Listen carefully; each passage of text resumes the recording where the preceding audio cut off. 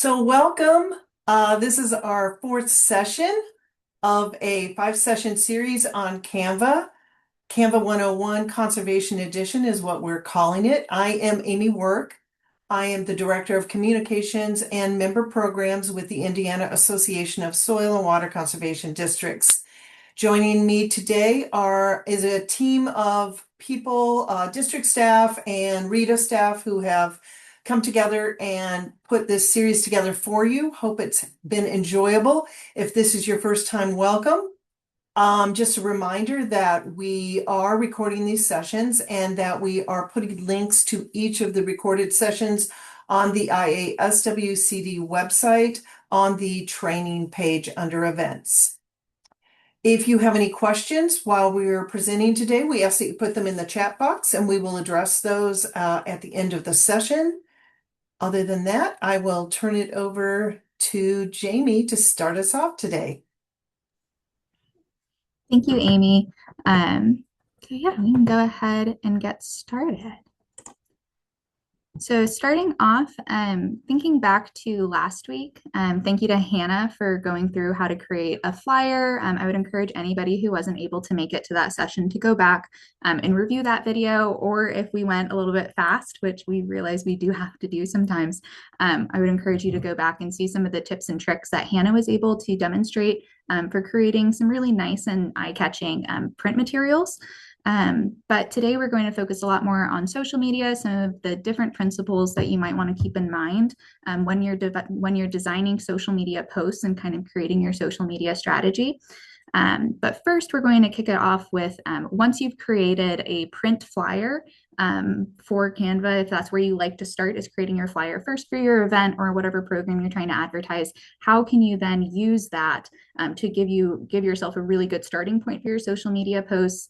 And then also have as consistent of a marketing package as possible. So as we've kind of emphasized throughout, especially the graphic design pieces and with program delivery, once you have consistent imaging, messaging across your platforms, and so in print and then online, that helps with your recognition with different consumers or clients who might be interested in your services, but might get a little bit lost with all of the different information that's out there. So when you're going to create a social media post on Canva, you'll go into just the regular templates area, whatever your homepage is, and then click on the social media bubble, and that will bring you to this page. And so here you can see that there are all of the different social medias that you might use, or at least the most popular ones. And they have formatted and pre-done the measurements for you to create a bunch of different styles of posts within those platforms. So as you can see, there's Facebook, Instagram, LinkedIn, Pinterest, TikTok, Twitter, YouTube. And so within that, you can make videos, you can make cover photos or profile pictures, in addition to the different sizes of posts. So if you use Instagram or Facebook regularly, you'll know that there is the story version of a post, as well as the actual feed version of a post. So for Instagram, those dimensions are pretty well locked at the 4:5 ratio, or kind of aspect ratio. Whereas their stories are a little bit more stretched out. So you can usually fit some more information in there, but this will kind of take all that guesswork out of it for you. So you can go ahead and just, rest assured that you have the right size and that your formatting won't get messed up, or you won't have to distort your image in order to post it. So make sure that you're selecting the right one. But so like I alluded to earlier, whenever we're trying to create a consistent marketing package, it's helpful to be able to just resize the design that you had before. We wanted to put together this series to emphasize or to show you the different features of Canva and how they can save you time. And this is one of the best time savers that there is that once you've already had something that you like how it looks, you can just modify it to make it fit. So when you go to resize, if you have your design open, and I'll give a quick live demonstration about how this works as well. But so when you have your design open, in the upper left-hand side of the screen, there's this resize button. And so you would open that, and then you would be able to pick and go through the different categories of what you might want to turn that into. And then at the bottom is where you'll see the actual copy and resize, or resize this design features. So within Canva, what this does is that it'll take the design, go ahead and shrink it to those different ratios, but it'll try to keep or shrink it to that different size, but it'll try to keep the ratios of your images to your text to everything as aligned as possible. It'll transfer over your photos and shrink them for you, but you will have to do a little bit of adjustment from that point. Something else to note is that with the copy and resize or resize this specific design is that you can create a new document if you so choose, or you can resize within the same document. And so I'll show you what I mean by that, but I do want to highlight that as a choice that you'll be able to make whenever you go through the resize settings. So let's get on over here. So y'all might recognize this lovely flyer that Hannah made for us a couple of weeks ago. So like I said, the resize feature, it's up here, and then we'll go through. And so the way that we have this document set up is that we have a few different versions of the flyer in here. And so realistically, you might have already made, say, a flyer and a postcard for an event. So you have the flyer that you're demonstrating, that is just the full sheet, and then maybe you have a half sheet for a postcard that you're using. And so you don't want to resize both of them because ideally they'll be the same information on those. Or this could also work if you wanted to resize a flyer to the postcard size. But so for social media, and in this case, we're going to go to page 3. So that's this flyer right here that we decided we like. Select that, and that is the only page that I want to resize here. And then I'll go and I'll actually select that I want to do an Instagram post, and that activates these buttons. Before they were grayed out because I didn't have that selected. And so then I can copy and resize or just resize the specific design. So in this case, I would resize this design so that then it stays in the same project space as all of the others. And I've already done that. So we see that here with page 4. And so this is what it would look like. And so as you can see, it changed the sizes for us, and it made a few things just not quite fit. So if I were working on this, I would go through and try to, clean it up a bit, stretch these back out to the edges. If I'm thinking about what I want to put on social media, I'm like, I don't really need to have all this text in here. And so I would probably delete that because I would just want to have that information available elsewhere and that it's easier for the attendees to access it. And then, the SWCD info, it would be associated with the account that's posting it. So it doesn't really need to be in there. So I would go through and I would kind of minimize it a little bit. And so what that might end up looking like is this. I could also take out that text, and this would be a really nice story post or just kind of a repost of what our flyer looks like. But something that we'll get into today is that you don't always want to have so much text on social media. It can cause people to kind of check out. And so we'll cover more about what strategies you might want to keep in mind with that. But say I still wanted to keep a lot of the same branding, but I didn't want to keep all of this content in here. Or if I just wanted to start fresh with a new page. So Canva has this really nice feature where you can create different sizes in the same project document. So we have that in here already with the different sizes of social media and the flyer, but then you could also do it with other print documents. You could add some different social media options in here. And an advantage of doing it this way is that whenever you go back out to your elements or to your colors, it has all of the same colors that have already been used in the design. Your fonts, it'll tell you the fonts that have already been used in this design. So then it creates as consistent as possible of formatting and pictures throughout it. So for this, I would want to I want to use this photo. And so I'm just going to actually drag it down here, which lets me just work on it. Ideally, I might even swap this out for a different photo that's a bigger set of cows. And so I might go back over here to the elements, grab this.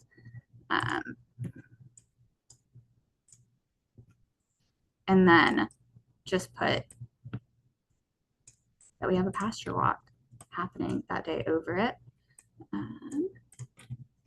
Here.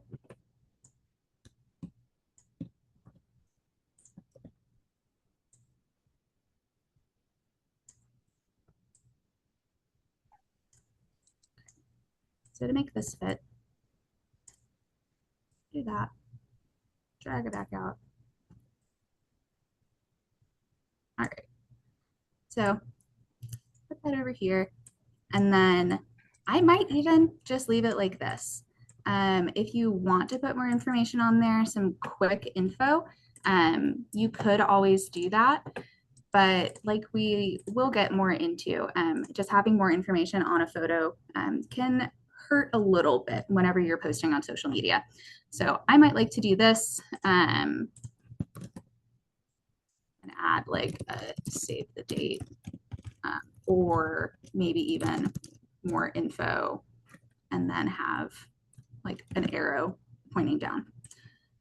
And yeah, and that is one of the really nice features with the resize in this is that you're able to just drag and drop elements throughout your design and still keep them consistent, but be able to resize it to different ways or even just add different elements or have different uses. But it's really nice for the organization within your Canva. So it keeps it all in the same file technically, but you are still like grouping them together like with like, so they're a lot easier to find whenever you might need them later on down the road. So then whenever I actually go to download this, we went over this last week, but just reiteration can't hurt. I would go in, hit that I just want the PNG because I'm posting this on social media, so I only need an image file. And then I would only want to have my page 6 as a part of that. So you would want to make sure that you go in and only select your page 6. But it's a really nice feature. It can save you a lot of time with the design and it also helps just make sure that everything is staying how you want it. Okay. So we can get, and so I will pass it off to Bria. Awesome. Thank you, Jamie. So now we're going to talk about, we just talked about some of the social media and adjusting that. So we're going to talk about photography because photography is what catches a lot of people's eyes. So Jamie, if you want to go ahead and go to the next slide. Again, it's just photography. It makes a really big difference. And it helps like keep it simple and all of that. It helps with trustworthiness, engagement. Go ahead and switch to the next one. So why photography matters. So I know a lot of people like to just put information out there and all of that. Photography is what it's, a lot of people are visual and it's what catches their eye. And so it's the first thing that people notice. It increases engagement and attention. And if you've ever noticed, if you do your social media stuff, when you put some graphics on versus just text versus photography, how your engagement fluctuates and goes up or down. And then good photography also builds credibility and professionalism. So there's something to say about putting like good quality photos up compared to low quality photos. And then images also help invoke emotion, especially when you're telling stories and that kind of stuff. Photos can tell a story just by themselves. And so that's how people relate to things. Go ahead to the next one, Jamie. So we're going to talk about high quality versus low quality, and I'm going to be going through some of this fast, and there's quite a lot of content on these slides. So you'll want to go back, but high quality is really important. You know, you want photos that are sharp and in focus, well-lit area, higher resolution, you know, not stretched or pixelated, that kind of stuff compared to your low quality. Which you can see the difference, right? The images on the right are your high quality of photo versus low quality of photo, and these are both in print. So this is what it looks like. So the low quality one, right? It's blurry, it's really grainy, pixelated, it's distorted. And you can get that when you're taking screenshots of graphics or you're taking really small images and you're making them too large. Or if you start with a blurry image on your screen and then put it in and you print it, it's going to be even more blurry. So again, like it says there, something that might look okay on your phone may look terrible when it's printed or projected on a screen or resized for banners or flyers, especially. And you just want to make sure that the photos you use are conveying the message that you want them to. Go ahead to the next slide. So this is that same photo. So on the right, you can see what it looks like online. It still looks blurry and pixelated and all of that. And then it's extra. That's extra when it's printed. So I wanted to show you the difference of what that kind of looks like. So for specs for print versus digital, so those flyers that you're creating, that kind of stuff, versus things that are going on social media. For print, you always want to make sure that you have 300 DPI, which is technically the term is dot per inch, which makes in higher resolution, because printing things at a low resolution reveals the flaws much easier. And for digital, you can do smaller. You can usually do 72 DPI. You can kind of hide some of those imperfections. One of the things that I don't have in here, but that can help is if you have a photo that's a little grainier, or a little blurry, if you switch it to black and white, it prints better. So if you don't really have any other option and color isn't absolutely necessary, you can switch it to black and white. But people tend to engage in colored photos a whole lot more. So, but one thing to keep in mind, say you get a photo offline, and it's from like Adobe stock or something like that. They're generally really large images. If you're able to resize that down for online, you want to make sure that those graphics and those sizes are 1200 pixels or less. That way, when you put them up on your website, online, in your newsletter, all of that, it's not going to take forever for them to load on people's screens, on their phone, all of that. So, yeah, so as it says, just because a photo works online doesn't necessarily mean it's going to work in print. Go ahead, Jamie, to the next one. So now we're going to get into copyright. So one of the things that a lot of people do is they'll just go on Google or they'll go somewhere else, they'll do a search, they'll find a photo, they'll use it. Well, you can't really do that. That's copyright infringement. And if the original owner of that finds it or any of that kind of stuff, it can create legal issues, it can damage your credibility, and it violates licensing agreements, which can create those legal issues. So you want to be really careful about that.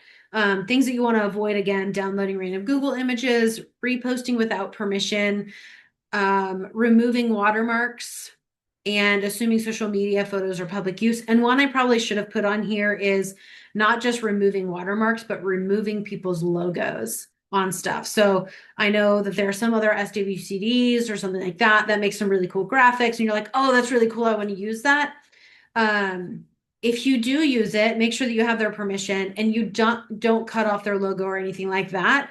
And honestly, in that situation, it gives cred for them to just share the post rather than creating your own, because when you share a post, you can add your own content on the top, but then it shows who the original owner is, and then they know who shared it. So sharing is caring. But if you need to know like where free or safe to use photos are, here's the one thing that's really important: cite your sources if it's required.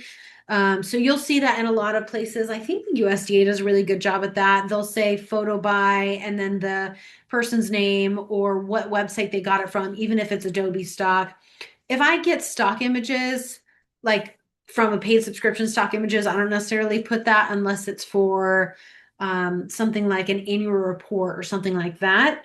But all of the other ones like Unsplash, Vecteezy, Pexels, Pixabay, I generally do. You can also, if you have the premium version of Canva, they have a whole entire library of photos that you can use, that have the permissions are already in there. It's most of the photos that Canva Pro uses are from Adobe stock, is what I've noticed in having had both subscription to both. So, and then what that offers you in doing stock photos or something like that, you have royalty-free photos. You can use them for commercial use because you always need to look into that licensing, and high quality imagery. Now, for most SWCDs, we're doing stuff for educational purposes, usually.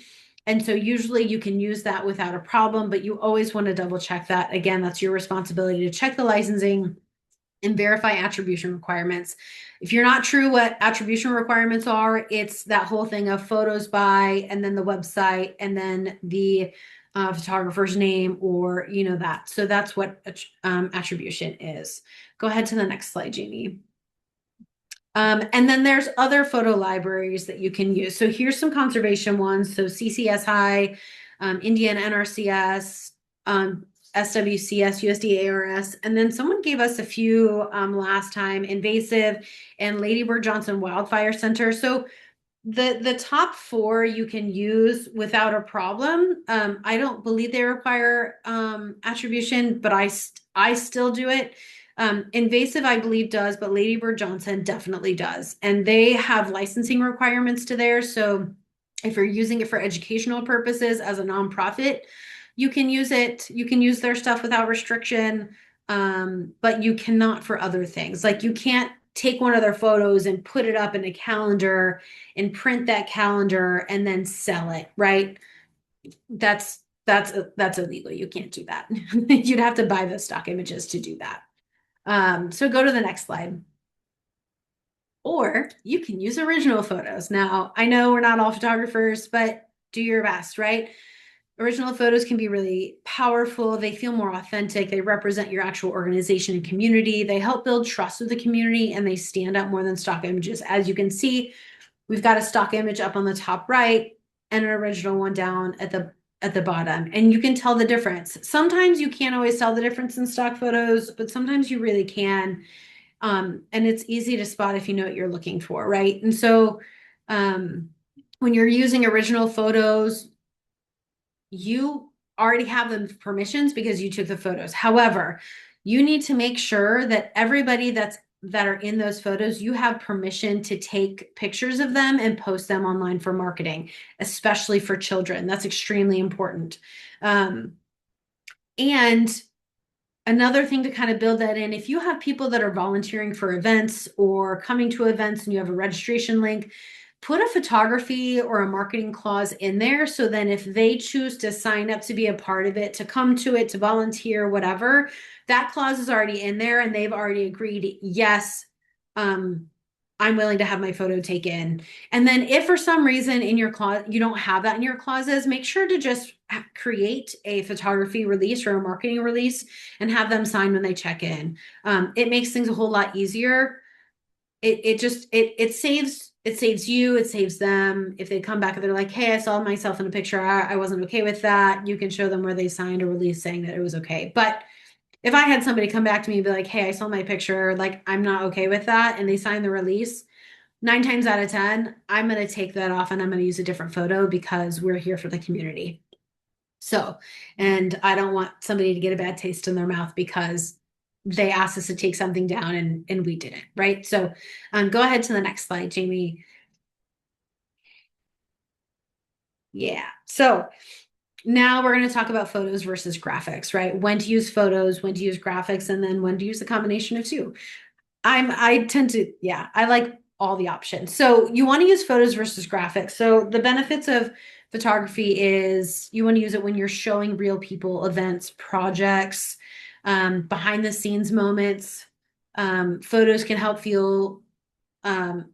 content feel more personal and authentic. They can also help your audience connect with your organization and your community. And like I had said before, it also tells a story. Strong photos can show emotion, activity, and impact better than a text alone. So, for instance, when I first got to the SWCD here, I was putting up some graphic stuff and some photos. I was having a hard time getting some headway. And then I posted this top right picture of Todd reading our grassroots for conservation. And at that point, in me having joined the team, that was the highest post that we had gotten because people like seeing real people, right? Of course, he's showing off Pater and like grassroots for conservation, but it gets really good attraction when you have like real photos. People want to know who the people are behind, like the people are in the office and all of that. And so here's just some examples of when you want to use photos, right? So it just, people they scroll a lot. They'll stop at graphics, but they stop at photos when you have high quality ones like this one on the top left. And they're like, ooh, that's really pretty. And you might be asking like, oh yeah, that's probably a stock photo. It's not. We did a photo contest for our calendar, and that was one of the photos that was submitted. And it's one that we use on a lot of different things. And this one was to showcase a river in Elkhart County. So So photos are really important, and they help get people's attention, and then they tend to read more of the content that you have on it. Go ahead to the next slide, Jamie.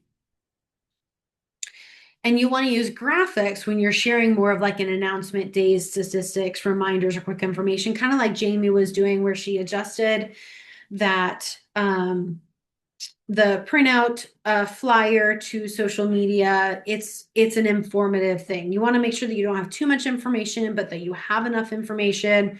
And it's one of those, you want to use that for your calls to action, like your register today, learn more, save the date, and put a lot of the extra details in the caption.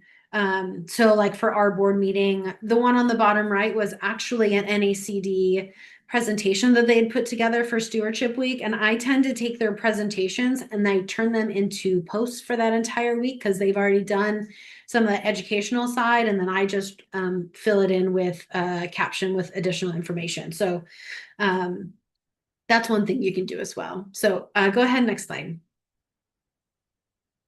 And then when to use both of them together. I am a fan of using photos with graphics. It helps grab attention. But you want to make sure that you are choosing images that support your message. So if you're looking this, the one that Clear Choices put up, oh my word, on my way to poop by the river, right? It's a real photo, but then they added some comedic relief to it, but it drives home that message. If they would have just done a graphic for that, it probably wouldn't have been as successful, but this is just funny to look at, and with a duck running at you, right? So you want to have a little bit of information, not too much information, but you always also want to make sure that on your graphics, especially stuff like that, or graphics and photos together, that you're putting your logo on it. And the reason why is because people download those, they save those, that kind of stuff, they use them for later. And so having that logo on allows, like if they share it with other people, or they took a screenshot of it and are sharing it, people know where it originally came from. And it's that education piece where other people are learning what your logo looks like, your branding, that kind of stuff. So yeah.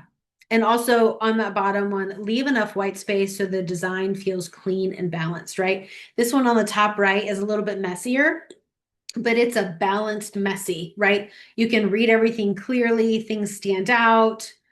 There's the diversified photos. So you got to play with it. So you can do some that have a lot to it, but keeping it balanced is really important. Next slide.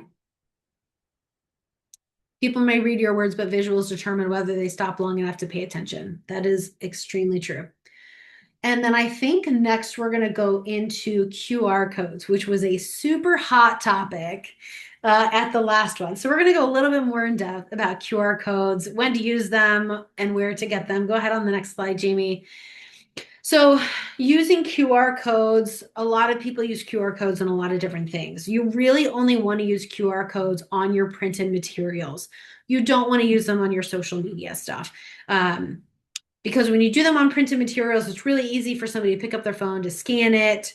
But make sure you also, on that printed flyer or whatever, that you're also adding that registration link on the graphic as well. So people can, if they don't want to scan a code, or maybe they take a picture of it, don't want to scan it, then they can go back, look at that picture later, and type out the URL for it. So you always want to have both on there as an option. And you don't want to put them on digital items, because when you do, it makes it extremely inconvenient for the viewer. The reason why is because when you're looking at a QR code on your phone to this point has no way to scan that QR code that you're looking at, right? The only way that you could really do that is if you brought it up on your computer, you took your phone out and scanned it, right? Or your friend brought it up in a QR code and then you scanned it and were able to do that. So we want to make things easier for people. So just make sure that you're keeping those separated. And again, also put that link on that graphic. Even if as a QR code, put those links on. It makes it a lot easier. Hopefully one day they'll come up with a screen reader that when you're looking at the QR code, it'll scan it, but that hasn't happened yet. So Also, one other thing to remember and to think about, which is not on here, when you have a QR code created and you put it on a flyer, before you print all of those out, scan the QR code and make sure it goes where it's supposed to go. So then you're not printing all of these hundreds of things and then you scan the QR code later and you're like, oh shoot, it doesn't work. Right? Always make sure that you check those things. So we're going to talk about the two different kinds of QR codes. There's static QR codes, those are your single-use ones. And then you have what's called a dynamic QR code. These ones are super beneficial. Dynamic QR codes is where the actual code, like the look of that box, the black or whatever you make it, stays the same, but you can change the link that's behind it. So say that you have an annual event, your annual meeting or something like that, or you have you have a brochure that you've created and it has a QR code on it. But say that you update your website and it doesn't go to the link anymore that you want it to go to. Normally, you'd have to throw all of those brochures away, put a new QR code, and print all of them. With dynamic QR codes, you can keep that the same. You can go into your account where you originally set it up, and then you can change it to be the new link. So then you can keep those same brochures. So that's the benefit of having dynamic QR codes. However, usually dynamic QR codes are not free. They come with paid subscription of information. So, and you can get that in different ways. Actually, Canva Pro has a dynamic QR code app option. But I use Bitly for a lot of them.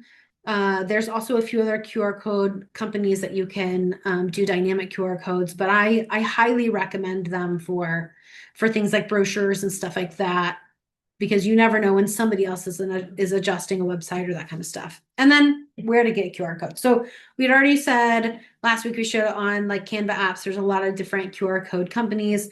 You just want to be careful because some of those QR codes expire. And you want to make sure that if it's something that's going to be around for a while, it stays, right? And I had talked about Bitly. You can do a free with them or a paid. If you do the paid, you can do the dynamic QR codes, and also you can see the analytics. Analytics are beneficial with that because then you can go in and see how many times it was scanned, and all of that can help to know if it's been beneficial or worth using QR codes or not, because some people still really like them and some people don't. Another one that we use in our office a lot is qrcodemonkey.net. You can't go see analytics or anything like that. It's a one and done, but it's really easy and it's free and it's great. And then another one is tinyurl.com.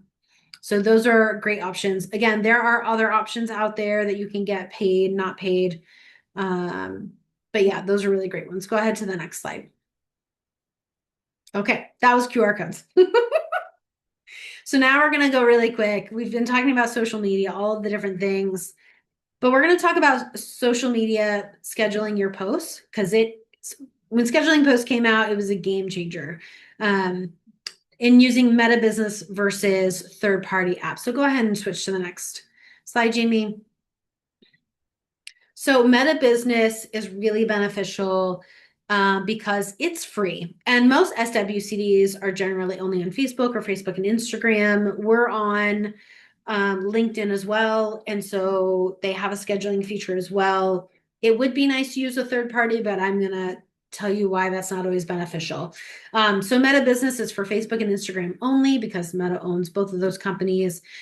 And size-wise, you can do vertical, horizontal, or square formats. To schedule a post, all the images or graphics need to be the same size or orientation when you put them in. If they're not, you can adjust them in the app. It will automatically bring up a thing and it will give you the option of vertical, square, horizontal, or original. If you keep it at original and you schedule it and everything's a different size, Facebook will automatically crop it for you. And you don't always want that. So also, when you're scheduling at both at the same time, you can only have up to 10 images or graphics if posting to both of them. If you only have Facebook, you can do more at a time type deal. So say like you wanted to do images of your annual meeting and you had 20 images and you only have Facebook, you can still schedule the 20 images without a problem. It just wouldn't necessarily go over to Instagram. So And then preferred formats, Instagram uses all three, the square, horizontal, and vertical without a problem. Facebook has made some changes. They prefer the horizontal in Facebook, but you can still use vertical and square. The only thing is it'll add colored lines on the sides of them, which I find really annoying when I've created a graphic and then all of a sudden they've extended it out and I don't like what it looks like. But so that's just one of those things. You can still use it. It's just they made some adjustments. And I did put a little tidbit down here. If you're not sure of Facebook sizes, this is a really great guide. And this person actually adjusts this exact same link every year with new adjusted sizes. So it gives you your event, like if you're creating an event in Facebook, what that banner size is and all of that kind of stuff. And you can Google search like ones others for Google or stuff like that as well. But this is a great size guide for Facebook if you're interested in knowing what that is. So third-party schedulers, there's a lot of people that have them. You can tell some of them that have them because if you're on Facebook and you see something in bold in the caption, they're using a third-party scheduler because you can't actually do that in Facebook or Instagram. You can only do that if you're using something else. So benefits of third-party schedulers, it'll send to all of your platforms at the same time. So like for us, Facebook, Instagram, LinkedIn, if we want to do that, you can add the bold and italics. And it also can give you some more advanced analytics and reporting on your posts and all of that that you might not necessarily get in on the analytics platforms like Facebook and stuff like that. However, cons of that is you usually have to pay for a third-party subscription to do that. And here's one of the things that most people don't know. It messes with the algorithm. So Facebook and Instagram want you to use their stuff. And so when you use a third party, they tend to not show people your stuff as much. It messes with that algorithm. And so yes, it makes it a lot easier to like go and schedule things all at once, but there are some prices that you can pay on that, and some of that is algorithm will just it doesn't like it. So and also third-party ones don't work with some features like if you're putting up reels or stories and that kind of stuff. So that's something to keep in mind. And so if you want to go to the next slide, Jamie, I'm actually going to walk you through how to schedule something on Meta Business. So if you go to your Facebook page, this is what you're going to see. This is the first thing you see when you go on your business Facebook page for SWCD. And what you're going to do is you're going to click on that Meta Business Suite. Next slide, Jamie. And then this is the next thing you're going to see. That black box is there. It normally shows people's names for privacy and security. I wanted to make sure to take that off. So what you're going to do, next slide, is you're going to click on that planner button right there. So hang on, go back. If you'll notice, there is right here in the middle, there's that create post button. Thanks, Jamie. You can use that if you want. I do not recommend it. It messes with things. It does weird things. So if you click on planner, go to the next slide. This is what's going to come up. Actually, no, I missed a slide. There's a slide that's not in there. Okay, it's fine. You hit the plus button on it. I might be able to go back and do that. And this is what you'll see. So you'll see, next slide. Yep, you'll hit that drop box, and then next slide. Yep. And then it'll show you if it's Facebook, Instagram, or like if you have any Facebook groups that you're a part of, you can go ahead and put that on there. Next slide. Here's one of those tidbits about Facebook that a lot of people don't know. Always put your photos in first. If your caption has a link in it and you put that caption in first and it catches that link, it'll bring up a link image. And then you'll add photos to that. Well, if you do that, sometimes on Facebook, it will ignore the photos that you've added with it, and it will only post the link photo that's in there. So always make sure to upload your photos first and then put your content in, because then it won't do that. Next slide. Yeah, same. Go ahead with the next one. And then when you scroll down, this is where you will see there's a scheduler. You click on the set time and date that's there. And then here you can, for Facebook and Instagram, choose which date and time you want to put it at. Now, there is this active times button at the bottom.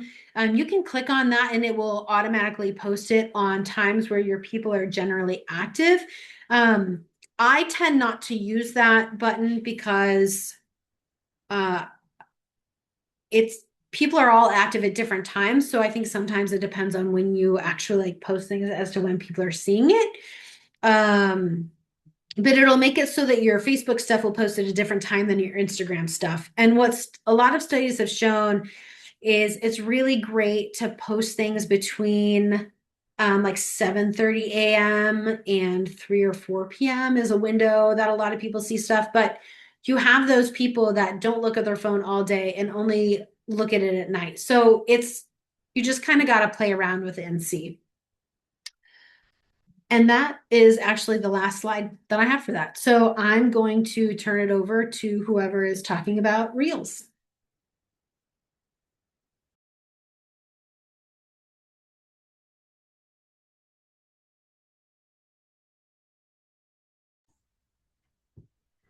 Okay, so we do have a guest speaker this week, Claire.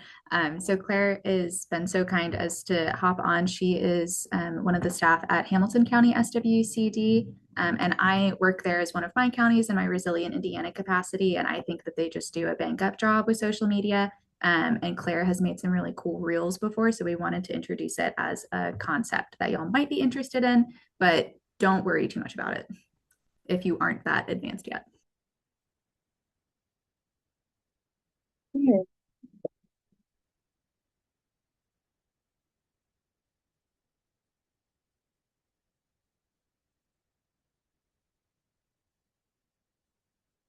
There we go. Okay, so Reels, like Jamie said, I would say they are like a little bit more advanced, but basically they're just short form vertical videos. Usually you just film them on an iPhone. You typically use them for like showing people, videos, things where there's action happening, or quick bits of information. Reels can be a nice way to reach new people, because sometimes reels are shown to more people that aren't already following you, versus posts that can sometimes just get directed to people who are just following you. You can create reels within Instagram and Facebook, but Canva, which we're here to talk about, has really nice tools kind of along the same lines as their video editors. So really brief ideas about them here, just like keeping your message really focused, with one idea. And you'd still want to use captions like you would on posts. So everything shouldn't be in the video. And of course, trends and the algorithm is always changing as far as like what's favored, what's being pushed. The two reels I have in these slides are kind of older because honestly, I haven't dedicated much time to making reels recently or over the last year or two, just from like a opportunity costs view of things, especially if you really get down in the nitty gritty and the details on a reel. They can take some time, if you're developing your own to make. So I feel like it sometimes isn't the best use of time. But following trends, I would say that like the two that are in this presentation are not really aligning with like what the modern trend in reels are. Keeping a lot of text off reels. Pretty much everything right now is down in the caption versus having a lot of text in reels, but you can be mindful too of the fact that a lot of people, if they don't, they might have sound on whenever they're scrolling, or they might not. So it can be helpful to have some language or captions that are overlaid on the video, but the bulk of the information right now is going to be put in the caption.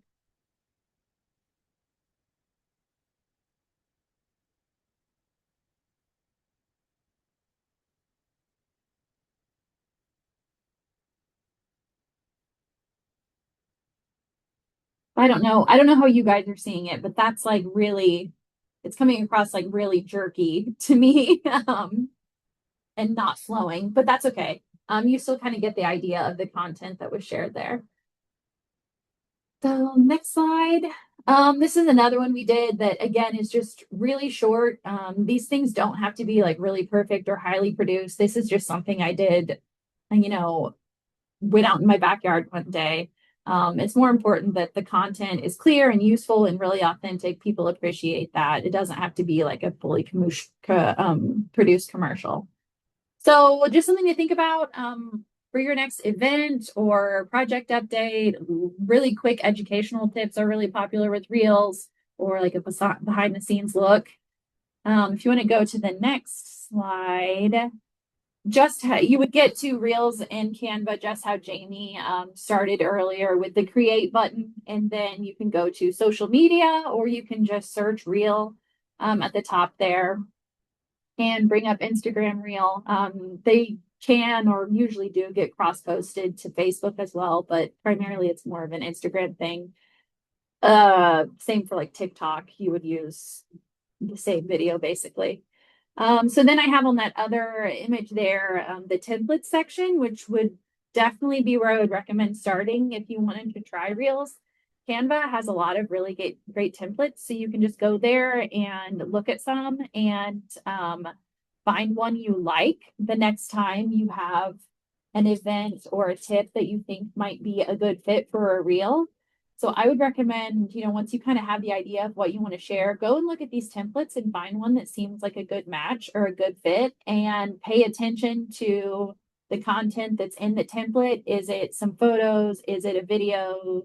Is it some kind of like, B-roll of some plants or a pond or a conservation practice? And then you kind of know what you either need to look for as far as content that you've already shot, whether that's photography or videos, or what you need to go out and get to make that reel.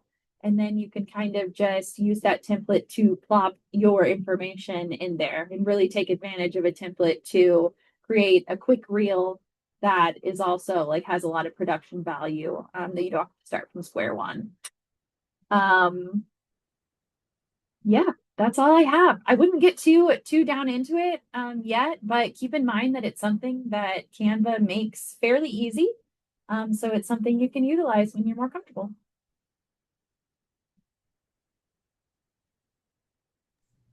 Thank you, Claire.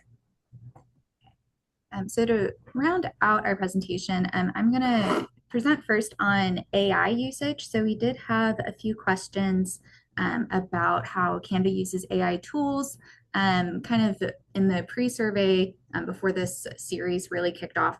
So to just kind of address some of that, Canva does have some AI tools that are built into its applications. So if you want to be mindful of your AI usage, I would recommend just really being careful about what apps you're choosing and kind of understanding more about what goes in on the back end of those. So we did also want to touch more on the use of AI, especially this year. I think that we've seen kind of a rapid adoption of people using and creating AI flyers. So AI generated flyers through Nano Banana, the DALL-E platform, or any of the other image creation software. And so that was part of the inspiration of why we decided to do this series, is to empower districts and staff to create their own flyers from scratch, to make them really individual and really consistent with our brand and unique. But so we'll kind of get into some of the details there. So these are the kind of AI flyers that I see on a regular basis just on Facebook. This is out of just a local foodies group that I have on Facebook, and it's just kind of rampant. And you'll see that, like, at least for me, these just kind of all blend together. So even though there might be slight differences in the fonts, there's just kind of a look about them that just immediately tells me that it's AI. They kind of tend to use the same images over and over. The information is kind of formatted the same way every time. And then one of the biggest things is that it has an AI content marker on it. And so that is just something that kind of gives it away and tips your hand that you've used AI for a flyer, which there are a lot of people who enjoy using that because of the time savings with that. but we would just like to encourage y'all to, create it from scratch, so that then it's really authentic to your office. So like Bria was saying, we try to ingrain authenticity within our social media platforms. We're trying to use this as a tool and an extension of ourselves to do relationship building. And it's just not as appealing, and it doesn't show as much about us individually, if we're all using the kind of the same AI platform, because AI isn't really able to create anything new. It just kind of scrapes what's already been on the internet and what designs already exist out there and keeps reiterating and reproducing that over and over again with maybe some different images or info included. So the reason that this matters, and I wanted to include this, Pew Research Center has been doing some studies. So this came out in July this year, although it's based on February surveys about the actual perception of AI. And so I really want to highlight for kind of the Gen Z, Gen Alpha type groups, the young adults, that it is a particularly negative outlook. And so just kind of keeping in mind who our audience is, who we're trying to get engaged. And so if your office is trying to engage more with Gen Z, then they might not want to use AI flyers to promote different outreach or different events or programs, because it just won't be as appealing to them. I know for me personally, if I see an AI flyer, I personally just either block the person who's posting it or say that I'm not interested on my social media platforms. Something else to note, and this graphic came out of Purdue Extension. They had a presentation earlier this year, and it just kind of goes more into the electricity consumption. So we do have to just kind of use tools that rely on data centers. It's not like it's something that we're ever going to get rid of or something that we really want to, dedicate our time and energy to combating, but just to be mindful of the consumption of just energy alone that goes into the different uses or the different tools that we have on our computer. So a standard Google search or other browser is going to be kind of the lower end of the consumption spectrum, versus if we went to AI to ask it to do a search for us. It can do a really thorough job, but it also uses more resources. And then versus the AI image generation, which is just even more intensive. So just keeping that in mind, and with what aligns with our values as conservationists and stewards of the land. The next piece that I want to get into, and I'm going to keep this a little bit short so we have time for discussion, and thankfully it should be pretty quick, is that there has been an update about ADA compliance. It came out in 2024, and it does kind of affect SWCDs since we are a quasi-governmental unit. So the specific title, if you want to look it up, it's under the Department of Justice with this specific code, and you could look up the full text of it. They did recently extend the deadline for compliance on this. So it was originally April 2027 for small offices or for local government, which is what an SWCD would likely qualify under, but it's been extended to April 2028. But I would recommend that you connect with your county legal for specific guidance if they have other timelines in mind, or if they maybe want to get on it quicker. Additionally, if you want to find out more about ADA compliance, whether it's about social media and the web content, or if you just generally want to learn more about it, I would recommend reaching out to our regional office, which is the ADA Great Lakes. So they're happy to kind of unpack some of the different requirements and how you can work around it or how you can accommodate. When it comes to social media, Bria has touched some on this already when we were in the graphic design session, so I would recommend going back to review that for more information. But so there are just a few different potential disabilities and accommodations that we might want to keep in mind when we're using our web content. So people who are deaf or hard of hearing, if we're using a video, then we would want to make sure that we have captioning enabled. And so that would also be true on like YouTube, or if it was on Reels, just making sure that it's an option that's there. And then for folks who are blind or who have vision loss, they might benefit from having larger print, larger text. And so that's where Bria has kind of unpacked some of the differences in font selection that you might use. But one of the big things that I want to highlight is the screen reader software. And so there are a lot of folks who use screen readers, whether they're blind or maybe they have another disability that prevents them from, using their hands to interact with their devices. It's really beneficial if they can navigate through text that is legible to their screen reader. So that is one of the reasons why we do also emphasize captions, is that that can actually be picked up by screen readers, and the information in that, it can go and navigate to the links and it can help them register. Whereas if it's all in the image that is posted, so if we're just taking our flyer image and posting it directly on social media without information in the caption, they aren't able to like get to that get to it as easily. It's not accessible for them. So that is one of our main considerations that we have. One of the other things is to have alternative image descriptions and having those available. So that is on your website, and that is also on your social media. A lot of times this will be auto-generated depending on your platform. So I would recommend checking out your settings to make sure that that's the case. And then it also just might not, because it's auto-generated, it might not be exactly what you want it to be. And you would probably be able to give it a better description if you went in and did it. So I would recommend always adding that into your posts, and that's within your post settings whenever you go back in on Instagram or Facebook. And I think that you can add it to your metadata for the photo as well, but that is a bit more complicated than I can get into. Okay, so yeah, some other points. It's the contrast, using color alone. This is really emphasizing what Bria has already covered. So just keeping that in mind, it is really very important, so that then we're able to reach and be open to anybody who might be interested in SWCD. So with that, I think we can launch into any Q&A. Hey, Jamie, I'm going to add something really quick to that.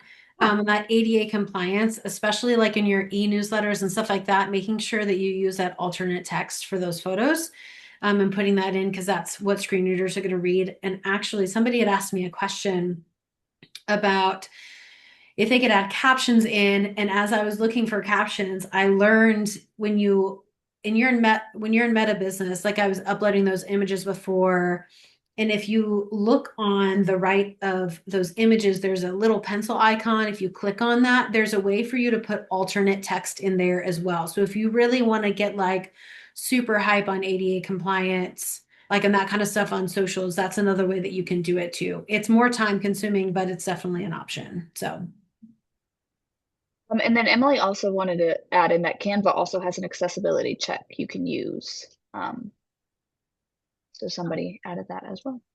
But for questions, I think we answered most of them in the chat. And if we did not answer yours fully, just type back in there and we'll read that. But there was a pre-survey question, which was, how do you tell a compelling story and applying Canva tools to do that? Storytelling is something that I'd like to be better at exploring.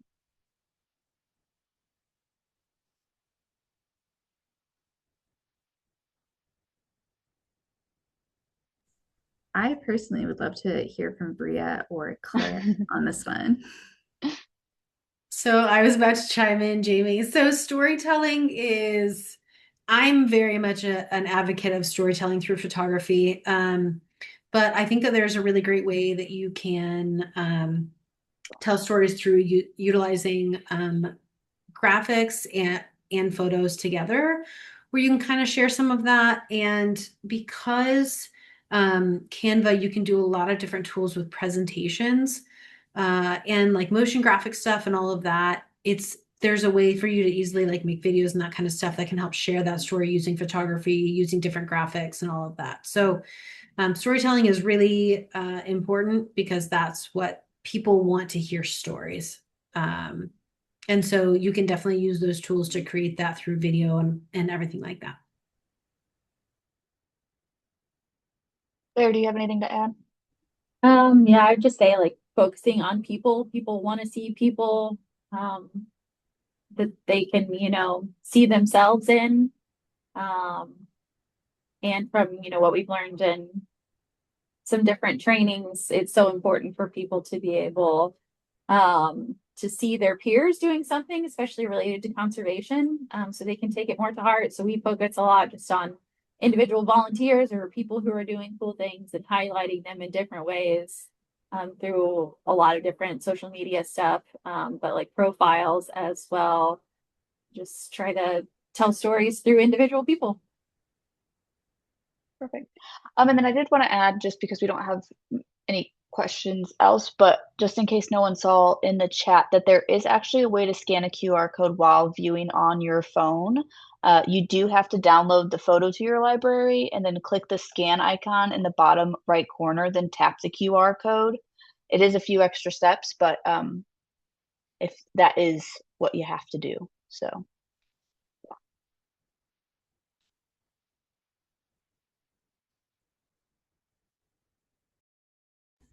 So here's information about our next session, and Amy might have more to add here, but I would really encourage you, if you haven't filled out the pre-survey, or even if you have, we are going to use a lot of the questions or, outstanding, ideas that people have about how to use Canva to help guide us in creating that session. So if there's any ideas that you would want us to cover more in depth, please let us know. We are already planning to cover more about that bulk mailing. But yeah, if there's anything that you're really curious about, you can drop it in the chat here or go back and fill out that pre-survey, and we would really appreciate it. Yes, and there's a link to that pre-survey in all of your confirmations. So when you registered for the session, it would have been in that email. And any of the sessions has the same link to that survey. So yes, we are revisiting that and looking for what you're interested in, what you're asking about, and trying to make sure we're covering that in this series. So go ahead and do that. You can see on your screen there, our next and final session of this series is August 4. Same old, same old. You need to register for it, which you can find on the IASWCD website. Register to receive the Zoom link to join us. And that will be our final one. This recording from today should be posted on our website in the next day or two. I've been trying to get those up right away. So you can find the link there again on that training page where they're all listed is where I'm posting the recordings for now. So any other questions pop in? I didn't see any. nope, not right now. Okay, then that is it for us today. Thank you so much for joining us, and let others know they can also view the recording if they weren't able to join us today. Thank you.